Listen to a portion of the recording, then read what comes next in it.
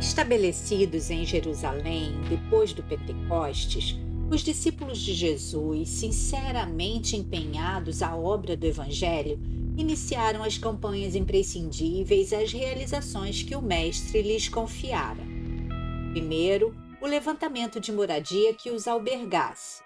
Entremearam possibilidades, granjearam o apoio de simpatizantes da causa, sacrificaram pequenos luxos e o teto apareceu, simples e acolhedor, onde os necessitados passaram a receber esclarecimento e consolação em nome do Cristo. Montada a máquina de trabalho, viram-se defrontados por novo problema. As instalações demandavam expressivos recursos. Convocações à solidariedade se fizeram ativas. Velhos cofres foram abertos. Canastras rojaram-se de borco, entornando as derradeiras moedas. E o lar da fraternidade povoou-se de leitos e rouparia, candeias e vasos, tinas enormes e variados apetrechos domésticos. Os filhos do infortúnio chegaram em bando. Obsidiados eram trazidos de longe. Velhinhos que os descendentes irresponsáveis atiravam à rua engrossavam a estatística dos hóspedes. Viúvas, acompanhadas por filhinhos chorosos e magricelas, aumentavam na instituição dia a dia. E enfermos, sem ninguém, arrastavam-se na direção da pousada de amor quando não eram encaminhados até aí em padiolas, com as marcas da morte a lhes arroxearem o corpo enlanguecido. Complicaram-se as exigências da manutenção, efetuaram-se coletas entre os amigos. Corações generosos compareceram, remédios não escassearam e as mesas foram supridas com fartura. Obrigações dilatadas reclamaram concurso humano. Os continuadores de Jesus apelaram das tribunas, solicitando braços compassivos que lavassem os doentes e distribuíssem os pratos.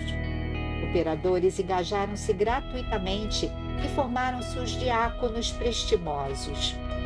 Criancinhas começaram a despontar na estância humilde e outra espécie de assistência se impôs, rápida. Era necessário amontoar um material delicado em que os recém-nascidos, à maneira de pássaros frágeis, pudessem encontrar o aconchego do ninho. Senhoras abnegadas esposaram compromissos. A legião protetora do berço alcançou prodígios de ternura.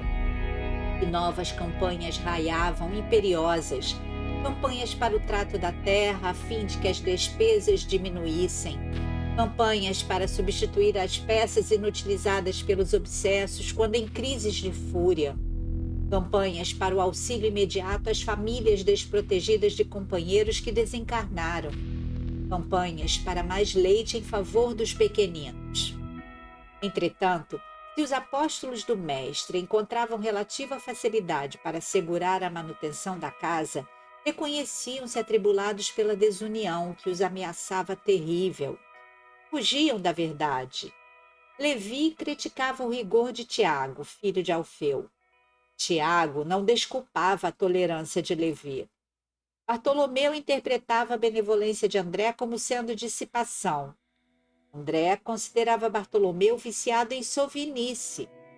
Se João, muito jovem, fosse visto em prece na companhia de irmãs caídas em desvalimento diante dos preconceitos, era indicado por instrumento de escândalo. Se Filipe dormia nos arrabaldes, velando agonizantes desfavorecidos de arrimo familiar, regressava sob a zombaria dos próprios irmãos que não lhe penetravam a essência das atitudes. Com o tempo, traçaram conflitos, despeitos, queixumes, perturbações. Operadores insatisfeitos com as próprias tarefas invadiam atribuições alheias, provocando atritos de consequências amargas, junto dos quais se sobrepunham os especialistas do sarcasmo, transfigurando os querelantes em trampolins de acesso à dominação deles mesmos. Partidos e corrilhos aqui e ali, cochichos e arrufos nos refeitórios, nas cozinhas enredos e bate-bocas. Discussões azedavam o ambiente dos átrios. Fel na intimidade e desprezo por fora, o público que seguia de perto as altercações e as desavenças. Esmerava-se Pedro no sustento da ordem, mas em vão.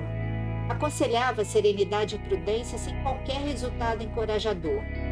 Por fim, cansado das brigas que lhes desgastavam a obra e a alma, propôs reunirem-se em oração em benefício da paz. E o grupo passou a congregar-se uma vez por semana com semelhante finalidade. Apesar disso, porém, as contendas prosseguiam acesas. Ironias, ataques, remoques, injúrias. Transcorridos 6 meses sobre a prece em conjunto, uma noite de angústia apareceu em que Simão implorou mais intensamente comovido a inspiração do Senhor. Os irmãos, sensibilizados, viram-no engasgado de pranto. O companheiro fiel, rude por vezes, mas profundamente afetuoso, mendigou o auxílio da divina misericórdia. Reconhecia a edificação do Evangelho comprometida pelas rixas constantes, esmolava assistência, exorava proteção. Quando o ex-pescador parou de falar, enxugando o rosto molhado de lágrimas, alguém surgiu ali diante deles como se a parede à frente se abrisse por dispositivos ocultos para dar passagem a um homem. À luz mortiça que bruxuleava do velador, Jesus, como no passado, estava ali, rente a eles.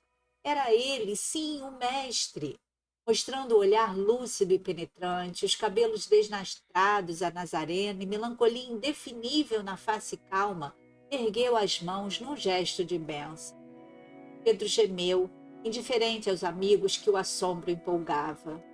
Senhor, compadece-te de nós, os aprendizes atormentados. Que fazer, mestre, para garantir a segurança da tua obra? Perdoa-me se tenho o coração fatigado e desditoso. Simão, respondeu Jesus sem se alterar, não me esqueci de rogar para que nos amássemos uns aos outros. Senhor, tornou Cefas, temos realizado todo o bem que nos é possível, segundo o amor que nos ensinaste. Nossas campanhas não descansam. Temos amparado em teu nome os aleijados e os infelizes, as viúvas e os órfãos. Sim, Pedro, todas essas campanhas são aquelas que não podem esmorecer para que o bem se espalhe por fruto do céu na terra. No entanto, urge saibamos atender à campanha da paz em si mesma. Senhor, esclarece-nos por piedade. Que campanha será essa? Jesus, divinamente materializado, espraiou o olhar percussiente na diminuta assembleia, ponderou triste. O equilíbrio nasce da união fraternal, e a união fraternal não aparece fora do respeito que devemos uns aos outros. Ninguém colhe aquilo que não semeia. Conseguiremos a seara do serviço, conjugando os braços na ação que nos compete. Conquistaremos a diligência, aplicando os olhos no dever a cumprir. Obteremos a vigilância, empregando criteriosamente os ouvidos. Entretanto, para que a harmonia permaneça entre nós, é forçoso pensar e falar acerca do próximo, como desejamos que o próximo pense e fale sobre nós mesmos. Diante o silêncio que pesava profundo, Mestre rematou. Irmãos, por amor aos fracos e aos aflitos, aos deserdados e aos tristes da terra que esperam por nós a luz do reino de Deus, façamos a campanha da paz, começando pela caridade da língua.